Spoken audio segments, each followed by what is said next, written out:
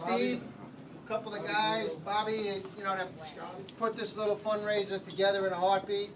I want to thank everybody for stepping up to the plate, coming out and supporting John.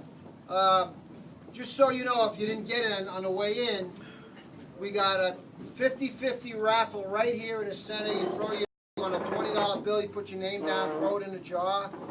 We got raffle prizes besides the basket of cheers. We got a couple of gift certificates and stuff. You buy a couple of raffle tickets over there and raise a little money for us.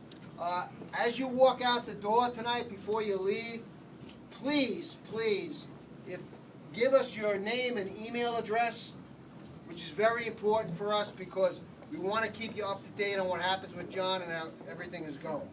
So we're going to have something out there with just a piece of paper with name, email address, and you'll be part of the group, and we'll keep you up to date.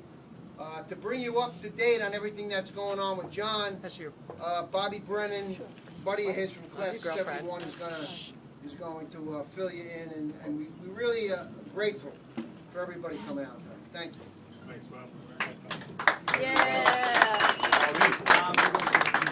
For those of you who don't know the history, very briefly, John was diagnosed with colorectal cancer back in, I think, 2004, 2005. Went through chemo, went through radiation, went through some operations that I won't even describe to you, but the thing that struck all of us, especially the guys who knew him, from high school, is that he went through this and he always had a positive attitude. God dealt him this, but he was going to, deal with it. And my expression is that, John's life was impacted by cancer, but he never let life get in the way of living. He had all this stuff going on. He was operated on. Apparently, they didn't get the last little bit of cancer. It didn't metastasize. Those of you who know cancer, it can come back and go to different places. It didn't. They just didn't get that last little bit. So it's been a problem, and now they've tried different things, and now ultimately they're gonna deal with it this coming Thursday and Friday, the 27th and 28th.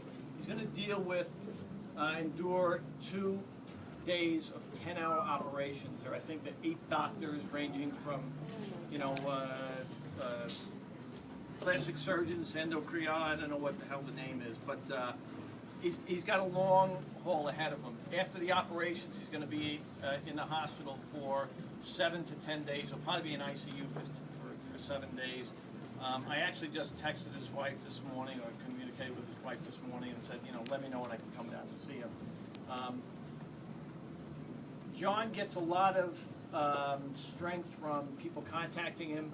So if you are able to contact him and say, hey, we're thinking about you, that boosts him up so much. But if you can think about him on Thursday and Friday, that'd be a good thing, because he's going to need all that strength from us to endure this. And you have our promise that he is going to know, because he's going to know everybody that was here tonight, and he's going to want to know, because he's going to tell me, I want to know who was there. We got the names of everybody that was there. And he's going to have the emails and everything else, and maybe whatever's going to happen with him, you'll hear from him. But he is going to know, because this was an unbelievable turnout. We got guys here from classes back in, I don't know, there's guys from the 60s. They're old.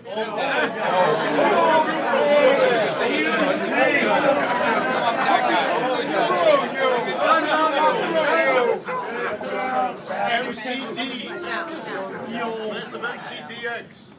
I just want to make a little comment about John. I was the quarterback, John was the center. And this was one of the funniest things that John busts my chops about this all the time. We're in practice, and you call the play in the huddle, and you call it twice, and you say, 32 dive on 2. And then the center, John, goes up to the line. We go up to the line, and I honestly fucked up and said the second time, 32 on 1. We go up to the line, I go hut, hike it. John doesn't. He gets screamed at by Coach Kirk. We go back to the huddle, and I have to make a scene of this. Okay, John, 32 on 1. I smack him in the head, and he goes out. He didn't hear if I said 1 or 2. So now we're up at the line again. It's going to happen again. So he has to go to like Ed Benyak or not Dave Benyak. I told everyone I already have half-simers. Didn't you have an afro back then?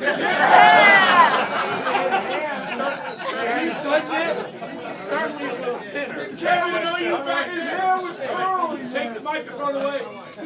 Well, the worst part is Kevin Franzen doesn't even recognize me tonight. So we have to get a lot of good mileage about that. But as Bobby says, John has the greatest sense of humor. He's the best. Toast to John.